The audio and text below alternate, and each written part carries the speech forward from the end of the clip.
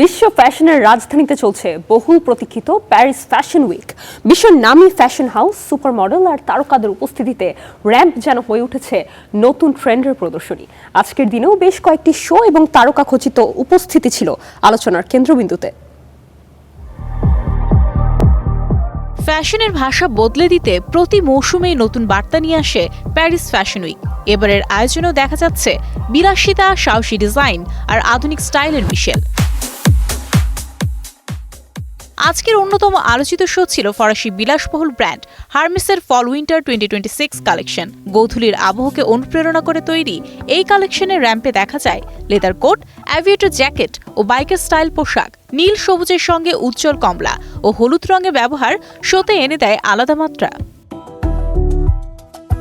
অন্যদিকে Spanish fashion house ব্যালেন্সিয়াগাও নজর কাড়ে তাদের পরীক্ষামূলক ডিজাইনে। ওভারসাইজড সিলুইট, অস্বাভাবিক কাট ও নতুন ধরনের ফ্যাব্রিক ব্যবহারের মাধ্যমে ব্র্যান্ডটি আবারও প্রমাণ করেছে সমকালীন ফ্যাশনে তারা কতটা প্রভাবশালী।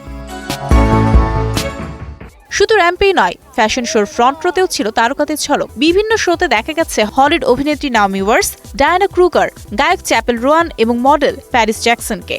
তাদের উপস্থিতি ও স্টাইলও সামাজিক মাধ্যমে বেশ আলোচনার জন্ম দিয়েছে। এদিকে র্যাম্পের বাইরেও ফ্যাশন উইকে গ্ল্যামার ছড়িয়ে পড়েছে পার্টি আর সেলিব্রিটি আড্ডায়। এক আফটার পার্টিতে মডেল লরি হার্ভে ও অভিনেতা ড্যামসন ইদ্রিসের ঘনিষ্ঠ মুহূর্ত সামাজিক মাধ্যমে ভাইরাল হয়ে যায়।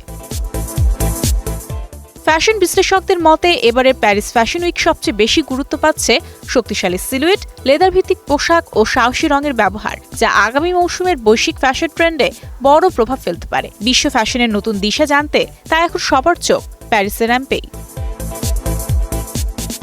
Mario Sen, star entertainment.